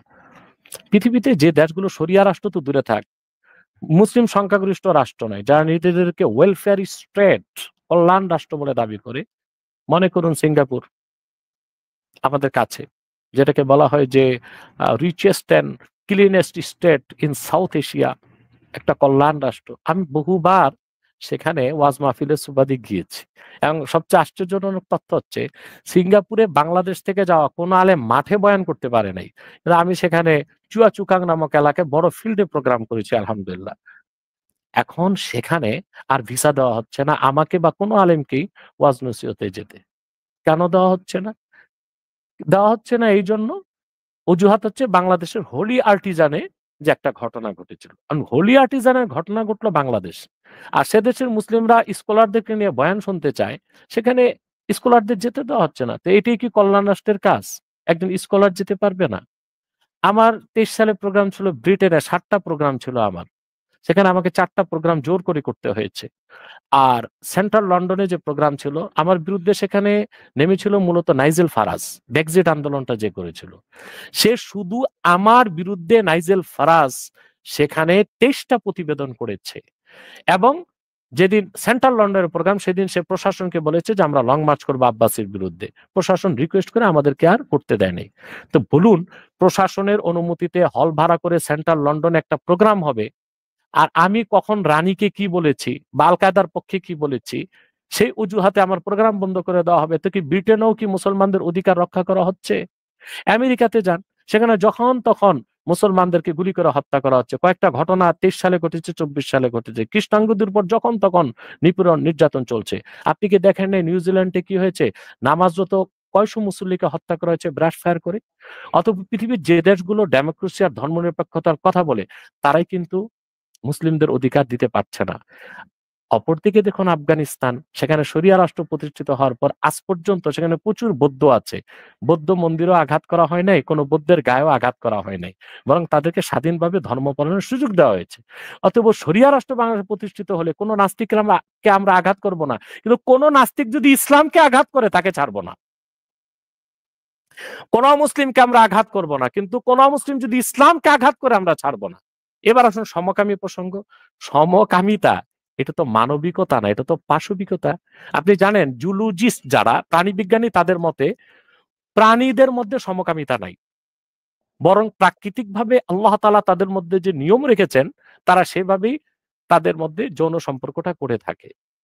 শুধুমাত্র মানুষের মধ্যে সমকামিতা এটা কেন আসলো? তার কারণ হচ্ছে পশু পাখির কাছে শয়তান যায় না, মানুষের কাছে শয়তান আসে। অতএব শয়তানের মাধ্যমে এই সমকামিতার খাসলতটা কিছু চরিত্রহীন মানুষের মধ্যে এসেছে। পৃথিবীতে ধর্মগুলোকে যদি ভাগ করেন তো কি দেখতে পান? ইসলাম, ইসলামের তো সবকিছুর ঊর্ধ্বে। Islam is the last, Islam is the best, Islam is fully completed by almighty Allah. ইসলামই শেষ, ইসলামই চূড়ান্ত, ইসলাম আল্লাহ তাআলা কর্তৃক পরিপূর্ণ। ১,৫০০ বছর আগে নূর নবীজি মুহাম্মদ মুস্তাফা সাল্লাল্লাহু আলাইহি ওয়াসাল্লামের মাধ্যমে আল্লাহ পূর্ণাঙ্গ জীবন বিধান ইসলাম আমাদেরকে দিয়েছেন। এছাড়া অন্য যে ধর্মগুলো আছে, কিছুটা অনেক ধর্ম বিকৃত, কোন ধর্ম মিথ্যা আশ্রিত, কোন ধর্ম প্রথা সর্বস্ব, কোন ধর্ম সাংস্কৃতিক। যেমন ইহুদি ধর্ম, খ্রিস্টান ধর্ম, এগুলোকে বলা হয় স্ট্যাটিক রিলিজিয়াস, অর্থাৎ কখনো আসমান থেকে এসেছিল, পরে রিজেক্ট হয়ে গেছে। হিন্দু ধর্ম, বৌদ্ধ ধর্ম, এগুলো হচ্ছে কালচারাল রিলিজিয়াস, সংস্কৃতি নির্ভর ধর্ম। এজন্য যে হিন্দু রামকৃষ্ণকে বিশ্বাস করে না, সে নিজেকে হিন্দুই বলে, সংস্কৃতি মানে সে। বৌদ্ধদের মধ্যে একই অবস্থা। আর কিছু ধর্ম হচ্ছে স্যাটানিক রিলিজিয়াস, একান্তই যেটা শয়তান তৈরি করছে।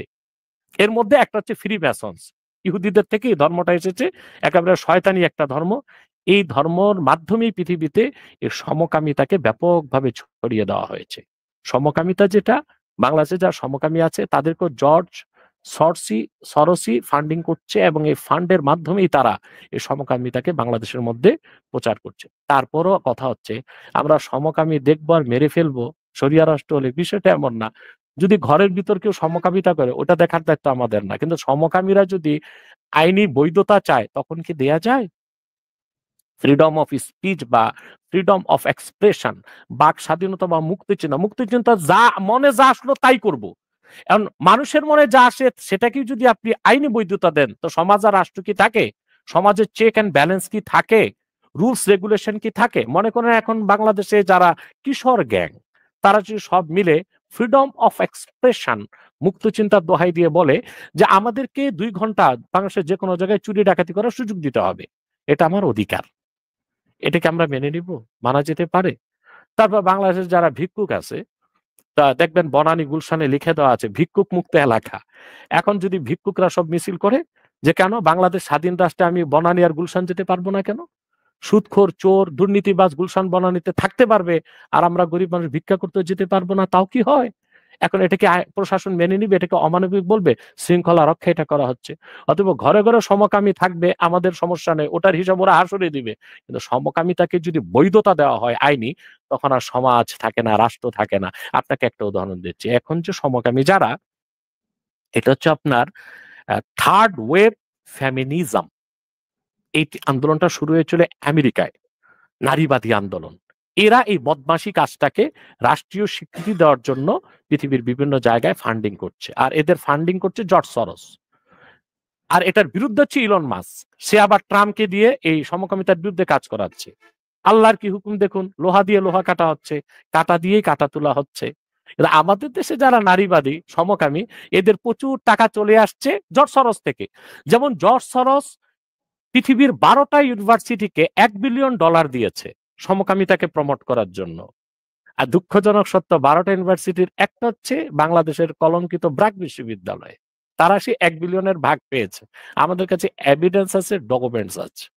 অতএব এই সমকামিতাকে জোর করে চাপিয়ে দেওয়া আইনি বৈধতা, এটা তো আমরা মানতে পারি না। আমরা তখন সমকামীদেরকে ধরে ধরে তাদেরকে আমরা কাউন্সিলিং এর মাধ্যমে হেদায়েতের পথে আনার চেষ্টা করব। সমকামী পেলেই যে হত্যা করব এটা তো আমরা বলছি না। আরেকটা কথা আপনাকে একটা দৃষ্টান্ত দিচ্ছি। সমকামিতাকে যদি আপনি আইনি বৈধতা দেন তখন ধর্ষণ চরম মাত্রায় পৌঁছে যাবে। মনে করুন সমকামী যারা, মূলত এদের আন্দোলনটা হচ্ছে আপনার থার্ড জেন্ডার, অর্থাৎ সে পরিপূর্ণ পুরুষ কিন্তু সে ধারণা করবে না আমি পুরুষ হয়ে খুশি না, আমি মহিলা। হাতে চুড়ি পরবে, কানে দুল পরবে, একটু মেকআপ করবে, মহিলাদের মতো একটু ভাঁজ দিয়ে হাঁটবে, কিন্তু লোকটা তো পুরুষ, তার তো পুরুষের সবকিছুই আছে। এখন রাষ্ট্র যদি সমকামিতাকে বৈধতা দিয়ে দেয় তখন সে তার জেন্ডার লিখবে মহিলা, কিন্তু সে তো পুরুষ। তখন সে যদি ঢাকা বিশ্ববিদ্যালয়ে ভর্তি হয় সে কাদের ক্যাম্পাসে থাকবে? পুরুষদের না মহিলাদের? মহিলাদের, কিন্তু সে তো পুরুষ। তখন তার দ্বারা অন্য মেয়েদের ইজ্জত সম্মান কি সুরক্ষিত হবে? ঠিক একটি মহিলা, সে সৃষ্টিগতভাবে মহিলা কিন্তু সে বলল না আমি মহিলা হয়ে খুশি না, আমি একজন পুরুষ। তখন সে জিন্সের প্যান্ট পরলো, তারপরে মনে করেন যে রাখাল রাহার মতো চুল রাখলো, ব্যাগ একটা নিয়ে কবিদের মতো ঘুরলো, কিন্তু সে তো মহিলা। সে যখন ঢাকা বিশ্ববিদ্যালয় ক্যাম্পাসে ভর্তি হবে তখন সে তো জেন্ডার লিখবে মেল, কিন্তু সে তো মহিলা। তখন সে তো পুরুষদের ক্যাম্পাসে ঢুকবে, কিন্তু সে তো মেয়ে। তখন পুরুষরা কি, একটা মেয়ে যদি এই ইসের মধ্যে থাকে, তার হলের মধ্যে থাকে, তখন যদি তার কোনো সমস্যা হয় ইজ্জতের সম্মানের, তখন আদালতে গেলে ওই যে সমকামী যে পুরুষ মহিলা সেজেছে আর যে মহিলা পুরুষ সেজেছে তাকে কোন আইনে বিচার করা হবে?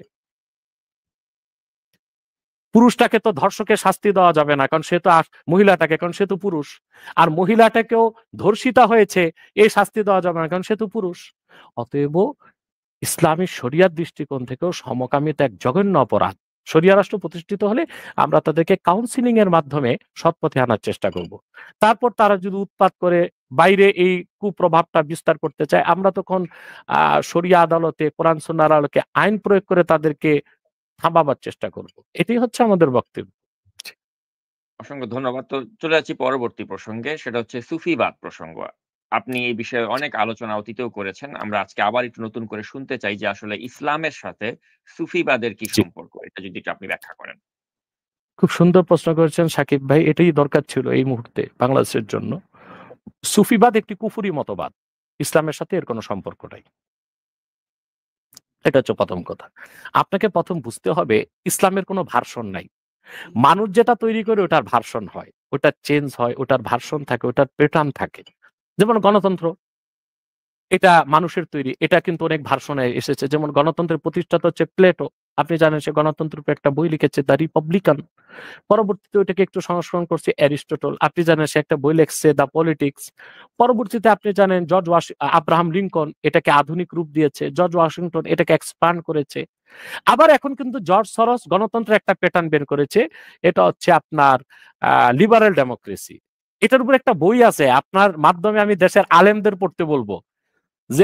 যে মৌলভী সাহেবরা মুখে ললিপপ দিয়ে বসে আছে এখন, বাংলাদেশ যে কোন দিক যাচ্ছে এটা বুঝতেছে না। বইটা বাংলাদেশের কোনো বাজারে নাই, একটা কপি আমার লাইব্রেরিতে আছে। আমি পিডিএফ থেকে তাদের নামাতে বলবো। এটা হচ্ছে Islam, secularism and liberal democracy, written by Nader Hashmi. এই বইটা পড়লে তারা বুঝবেন যে জর্জ সরস কিভাবে বাংলাদেশের রাজনীতিতে হস্তক্ষেপ করছে। এবং তার উদ্দেশ্য হচ্ছে, জর্জ সরসের উদ্দেশ্যটা কি তাও বলে দিচ্ছি। সেটা হচ্ছে, আপনি জানেন খেলাফত ওসমানিয়া, অটোমন শাসন, 1922 সালে জিএনএ, গ্র্যান্ড ন্যাশনাল অ্যাসেম্বলি করে কামাল পাশা আতাতুর্ক। কামাল পাশার মা ছিল ইহুদি, এটা আপনি হয়তো বা জানেন না, এজন্য সে ইসলাম বিদ্বেষী ছিল। সে জিএনএ, গ্র্যান্ড ন্যাশনাল অ্যাসেম্বলি করে আইন করলো যে তুরস্কে আর কখনো শরিয়া আইন হবে না। পরবর্তীতে জামালউদ্দিন আফগানি প্যান ইসলামিজমের একটা ধারণা আনলো। পরবর্তীতে অনেকে আবার চাইলো যে বাংলাদেশ, আমরা ইসলামী রাষ্ট্র চাই, তবে ডেমোক্রেসির মাধ্যমে। এটা ছিল পশ্চিমাদের একটা সফলতা, যে মুসলমানদেরকে খেলাফার কনসেপ্ট থেকে সরায় দিয়েছিল। তো এদেশের মানুষ খুব খুশি হয়ে গেল, ঠিক আছে খেলাফা পদ্ধতি না থাক সমস্যা কি, ইসলামী শরিয়া রাষ্ট্র তো হবে। কিন্তু আমরা আগ থেকেই বুঝি যে ডেমোক্রেসির বলয়তে ঢুকে কখনো শরিয়া রাষ্ট্র হতে পারে না। তো এখন বাংলাদেশে অনেকগুলো দলই ইসলামী রাজনীতির ব্যানারে আন্দোলন করেছে যে আমরা ইসলামী রাষ্ট্র চাই, তবে ডেমোক্রেসির মাধ্যমে। এখন হচ্ছে জর্জ সরোসের চক্রান্ত, বাংলাদেশে আর কেউ ইসলামী রাষ্ট্র চাইতে পারবে না, সে কল্যাণ রাষ্ট্র চাইবে। অর্থাৎ জর্জ সরোসের থিওরিটা যদি, রাষ্ট্রচিন্তা যদি প্রতিষ্ঠিত হয় বাংলাদেশে, এই ফরহাদ মজারের মাধ্যমে, সলিমুল্লাহ খানের মাধ্যমে, রাখাল রাহার মাধ্যমে, আর আমার এই বিবেকহীন সমন্বয়কদের মাধ্যমে, তাহলে চিরতরে বাংলাদেশে ইসলামী রাষ্ট্র প্রতিষ্ঠার স্বপ্ন চলে যাবে। অর্থাৎ আপনাকে কল্যাণ রাষ্ট্রের কনসেপ্টে আসতে হবে, ইসলামী রাষ্ট্র প্রতিষ্ঠার আর কোনো চিন্তাই করা যাবে না। অর্থাৎ ইসলামী রাজনীতি ও ইসলামী রাষ্ট্র প্রতিষ্ঠিত হওয়ার যে কর্মসূচি বাংলাদেশে চলছে, এটা বন্ধ করার জন্যই জর্জ সরোসের এই প্ল্যান বাংলাদেশে। এখন আসুন সুফিবাদ। ইসলামের কোনো ভার্সন নেই, ইসলাম পূর্ণাঙ্গ জীবন বিধান। হযরত আদম থেকে শুরু করে হযরত ঈসা রুহুল্লাহ পর্যন্ত লক্ষাধিক নবী রাসূল দ্বীনের দাওয়াত দিয়েছেন, হাজার হাজার বছর। দ্বীনের মৌলিক বিষয়ে কথা সব পয়গম্বর বলে এসেছেন। আর ১৫০০ বছর আগে আল্লাহর আখিরি নবী নূর নবীজি মুহাম্মদ মুস্তাফা সাল্লাল্লাহু আলাইহি ওয়াসাল্লাম মাত্র ২৩ বছর দ্বীনের দাওয়াত দিয়েছেন, দ্বীনকে আল্লাহ পরিপূর্ণ করে দিয়েছেন। এবং হাদিস মোতাবেক পূর্বের পয়গম্বরদের কাছে সবার কাছে জিবরিল আসে নাই। যেমন হযরত মূসা, হযরত ইব্রাহিমের কাছে ১০ বার জিবরিল এসেছেন, হযরত মূসার কাছে কয়েকশো বার, ঈসার কাছে ৪১৫ বার। কিন্তু ১৫০০ বছর আগে দ্বীন পরিপূর্ণ হলো আল্লাহর হাবিব মুহাম্মদ সাল্লাল্লাহু আলাইহি ওয়াসাল্লামের মাধ্যমে। ওনার কদমে জিবরিল এসেছেন ২৪,০০০ বার। অর্থাৎ আল্লাহ তার হাবিব মুহাম্মদ সাল্লাল্লাহু আলাইহি ওয়াসাল্লামকে প্রেরণ করে ১৫০০ বছর আগে ইসলামকে পরিপূর্ণ করে দিয়েছেন, পরিসমাপ্ত করে দিয়েছেন। আল্লাহ বলেন, আল-ইয়াওমা আকমালতু লাকুম দীনাকুম ওয়া আতমামতু আলাইকুম নি'মাতি ওয়া রাদিতু লাকুমুল ইসলামা দীনা।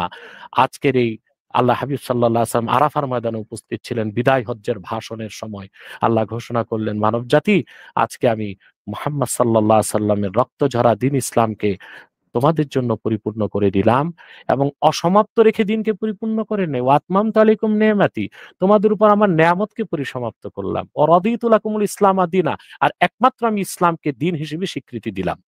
তো সেই ইসলামের তো কোনো ভার্সন হতে পারে না, সেই ইসলামের তো কোনো প্যাটার্ন থাকতে পারে না। এখন সুফিবাদী যারা, তারা বলতে চায় সুফিবাদ ইসলামের একটা ভার্সন। এই কথা যে বলবে শরীয়ত মোতাবেক, সে নিঃসন্দেহে কাফের এবং অমুসলিম। কারণ ইসলাম যে পরিপূর্ণ এটা সে বিশ্বাস করলো না। এখন আসেন সুফিবাদের ইতিহাস। মহিউদ্দিন ইবনুল আরাবী একজন মনীষী ছিলেন। ওনার এলাকায় সেলজুক শাসন শুনেছেন আপনি, সেলজুকদের সময় উনি বড় আধ্যাত্মিক নেতা ছিলেন, মহিউদ্দিন ইবনুল আরাবী রহমতুল্লাহ। উনি তাসাউফের চর্চা করতেন, উনি সহি ছিলেন। পরবর্তীতে ওনার কিছু অনুসারী ইহুদিদের সাথে সম্পর্ক করে মুহিউদ্দিন ইবনুল আরাবির দর্শনটাকে বিকৃত করে সুফিবাদটাকে চালু করলো। আর এটার মধ্যে কুফুরি আর শিরকের রসদ যোগালো শিয়া সম্প্রদায়। এটা চলে আসলো পৃথিবীতে একটা বিকৃত বাতিল ফেরকা, সেটা ইসলামের কোনো অংশ না, আর ভার্সন তো হওয়ার প্রশ্নই আসে না। বাদশাহ আকবর যখন রাষ্ট্র ক্ষমতায় বসলো দিল্লিতে, তার বয়স ছিল 13 বছর। আমি জানি না তার তখন খতনা করা হয়েছিল কিনা, না বিনা খতনায় মসনদে বসছে। আর আমি তাকে বাদশাহ আকবরও বলি না, বলি বাদশাহ অজগর। তো 13 বছর একটা নাবালেক দিল্লির মসনদে বসছে। তো তার মামা ছিল একজন শিয়া, আর দুইজন মৌলবী ছিল শিয়া সম্প্রদায়ের, একজন আবুল ফজল আল্লামী আর একজন মোল্লা ফৈজি। দুই ভাই, একজন আবুল ফজল আল্লামী আর একজন মোল্লা ফৈজি, এই দুই ভাই ছিল শিয়া সম্প্রদায়ের। এই তিনজন মিলে এই সুফিবাদটাকে দিল্লির রাজপ্রাসাদে ঢুকালো। বাদশাহ আকবরের এক ছেলে ছিল, তার নাম দারা শেখো। এই লোকটা হয়ে গেল হিন্দু। এখন বাদশাহ আকবরের ছেলে হিন্দু হয়ে গেল, মুসলিমরা তো আর তাদেরকে সমর্থন দিবে না, মসনদ তো টিকবে না। তখন এই দারা শেখো হিন্দু ধর্ম থেকে কিছু নিল, ইসলাম থেকে কিছু নিল, আর খ্রিস্ট ধর্ম থেকে কিছু নিয়ে একটা নতুন ধর্ম বের করলো, দ্বীনে এলাহি। আপনি জানেন মুজাদ্দেদ আল ফিসানি রহমতুল্লাহ এই কুফরি মতবাদটাকে ম্যাসাকার করে দিয়েছেন, সেটার জন্য তাকে কারাগারে যেতে হয়েছিল। যখন তারা দেখলো যেটা দ্বীনে এলাহি একটা কুফরি মতবাদ সবাই জেনে গেছে, তখন এই দ্বীনে এলাহির বিকৃত মতবাদটাকে সুফিবাদের নামে আবার চালু করলো কিছু ভণ্ডপীর। আর সেই সুফিবাদটাকে লালন করত লালন শাহ। পরবর্তীতে ভণ্ডপীর যারা বাংলাদেশে আছে তারা এই সুফিবাদটাকে গ্রহণ করেছে। সেই সুফিবাদের মধ্যে যথেষ্ট সেরেক এবং কুফর আছে। কুফরটা কত জঘন্য, ইবনু তাইমিয়ার একটা কথা সুন্দর বলেছে। ইবনু তাইমিয়া বলেছে যে কুফরু সুফিয়া আশাদ্দু ওয়া আকবাহু মিন কুফরিল ইয়াহুদ ওয়ান নাসারা। ইহুদি খ্রিস্টানদের কুফরের চেয়ে জঘন্য হচ্ছে সুফিদের কুফরি। আপনি দেখেন না, সুফিবাদী বাংলাদেশে আছে, হিন্দু মহিলা বিয়ে করতেছে। আবার একজন সুফিবাদী আছে, ওনার দাড়িটা নাভি পর্যন্ত, মোষটা 3 ইঞ্চি মোটা, টুপিটা কিম্বুত কেমাকার। ওই সুফিবাদী যে পায়জামাটা পরে ওর ভিতরে তার নাতি ঢুকবে এত মোটা, পিছনে সরস্বতীর মূর্তি, সামনে লালনের বেহালা। একে কি মুসলিম বলার সুযোগ আছে? তার আকীদা বিশ্বাস সম্পূর্ণ কুফরি মতবাদে দূষিত হয়ে গেছে। অতএব সুফিবাদ একটি বিকৃত কুফরি মতবাদ, এটাকে বিশ্বাস করার সুযোগ নাই। আমরা আহলুস সুন্নাহ ওয়াল জামাত তরিকত তাসাউফকে বিশ্বাস করি, এটা ইসলামের অংশ, এটা ভার্সন না, ইসলামের একটা অংশ। এরা আবার ইসলামকে অনেক ভাগে ভাগ করতে চায়, নাস্তিক কাফের গুলো। যেমন বলে পলিটিক্যাল ইসলাম, আবার বলে রেডিক্যাল ইসলাম, আবার বলে সুফিবাদী ইসলাম। আশ্চর্য অবস্থা, ইসলামের তো কোনো ভার্সন নেই। ইসলামী রাজনীতির কথা বললে বলে এটা পলিটিক্যাল ইসলাম। না, ইসলামী রাজনীতি পূর্ণাঙ্গ ইসলাম নয়, পূর্ণাঙ্গ ইসলামের অংশ। জিহাদের কথা বললে বলে এটা রেডিক্যাল ইসলাম। না, জিহাদটা পূর্ণাঙ্গ ইসলাম নয়, পূর্ণাঙ্গ ইসলামের অংশ। তরিকত তাসাউফ পূর্ণাঙ্গ ইসলাম নয়, পূর্ণাঙ্গ ইসলামের অংশ। সেটাকে সুফিবাদ বলার সুযোগ নেই, সেটা তরিকত তাসাউফ। আবার এখন একটা কথা বলা হয় মডারেট মুসলিম। এর মানে হচ্ছে আপনি ইসলামের আদর্শ একদিক আর পশ্চিমাদের আদর্শ একদিক। যদি দেখেন ইসলামী আদর্শের বিপক্ষে যায় না, পশ্চিমা আদর্শ ইসলামের আদর্শ মানে, পশ্চিমা আদর্শ মানে। আর যখন দেখে যে না ইসলামী আদর্শের বিপক্ষে চলে গেছে পশ্চিমা আদর্শ, তখন তারা ইসলামী আদর্শকে বাদ দিয়ে পশ্চিমা আদর্শ গ্রহণ করে। এদের নাম হচ্ছে মডারেট মুসলিম। আর কোরআন সুন্নাহ অনুযায়ী তারা মুসলিমই না। অতএব সুফিবাদ একটি বিকৃত মতবাদ। ধন্যবাদ। এবং আপনি যেই ২ জন ব্যক্তির নাম আনলেন, অধ্যাপক সলিমুল্লাহ এবং আপনি ফরহাদ মজারের কথা বললেন, তারা আমি সিউর যে তারা এই অনুষ্ঠানটি হয়তো দেখছেন। তো তারা যদি আপনার সাথে এই বিষয়গুলো নিয়ে ডিবেট করতে চান, তারা মোস্ট ওয়েলকাম। আপনার সাথে অবশ্যই আমরা নাগরিক টিভিতে যদি ফরহাদ মজহার অথবা সলিমুল্লাহ খান আলহামদুলিল্লাহ, I am আসতে চান। ready 24 hours to attend in debate with Salimullah Khan and Farhad Mazhar. জি। তো আমরা This is আজকের my অনুষ্ঠানের open challenge to মাধ্যমে Salimullah Khan and G, to Farhad Mazhar. জি। তো আমরাও এই অনুষ্ঠানের মাধ্যমে তাদেরকে বলতে চাই যে তারা যদি এই বিষয়গুলো নিয়ে আপনার সাথে যদি তারা ডিবেট করতে চান, তারা মোস্ট ওয়েলকাম। আমরা সেটি আয়োজন করব। তো আমরা Sure. এখন অন্য একটি বিষয়ে যেতে চাই। সেটা হচ্ছে একটি বৃহৎ ইসলামিক রাজনৈতিক দলের নেতা। তিনি বলেছেন যে রমজান মাসের পবিত্রতা রক্ষার জন্য রেস্তোরাঁ ও খাবারের হোটেলগুলো যেন দিনের বেলা বন্ধ রাখা হয়। তো এ ধরনের উক্তির ফলে যারা অন্য ধর্মের মানুষ বা যারা শিশু বা অসুস্থ, তাদের জন্য কি সমস্যার সৃষ্টি হতে পারে না? আপনি এই বিষয়টা কিভাবে দেখছেন? দেখুন, এখানে আমি কথাটাকে এক কথা উত্তর দেওয়া যাবে না। এটা হচ্ছে আপনার বৃহৎ রাজনৈতিক দলের কোন নেতা বলেছে আমি এখনো শুনি নাই বা জানি না, যেই বলুক। এটা সকল ইসলামী দলেরই কথা, সকল পীর মাশায়েখের কথা, সকল মুসলমানেরই চাওয়া রমজান মাসে এটা বলে না তারা যে খাবার দোকান, মুদি দোকান সব বন্ধ করে, যেন না খেয়ে মানুষ মরে যায়। বলে প্রকাশ্যে রেস্তোরাঁ আর হোটেল বন্ধ রাখতে। এ দাবিটা তো একেবারেই যৌক্তিক। এখন রমজান মাসে যেহেতু মুসলমানদের পানাহার করা সম্পূর্ণ নিষেধ, কেউ যদি পানাহার করে অসুস্থতার কারণে ঘরের ভিতরে করবে, প্রকাশ্যে না। কারণ সিয়ামু রমাদান, রমজানের রোজাটা হচ্ছে শেয়ার ইসলাম। তো শেয়ার ইসলামটাকে শ্রদ্ধা, মুসলমানরা তো বিশ্বাস করবে, শ্রদ্ধা করবে। মুসলিম রাষ্ট্রে যারা বসবাস করবে তাদেরকেও উচিত শেয়ার ইসলামকে সম্মান করা। তো রমজান মুবারকে রমজানটা হচ্ছে, রমজানের রোজা হচ্ছে শেয়ার ইসলাম। এখন প্রকাশ্যে যদি হোটেল আর আপনার রেস্তোরাঁ খোলা থাকে, তাতে এটা শেয়ার ইসলামের অবমাননা হয়ে যায়। অতএব যে কোনো ইসলামী দলের নেতা বা যে কোনো মুসলমান এই দাবি করতেই পারে প্রকাশ্যে যেন দোকান আর রেস্টুরেন্ট বন্ধ থাকে। এখন আসুন অমুসলিমদের প্রসঙ্গে আর শিশুদের প্রশ্নে। প্রথম জবাবটা দিয়ে নিচ্ছি, শিশুদের জন্য রেস্তোরাঁ বা হোটেলের খাবার একেবারেই অস্বাস্থ্যকর।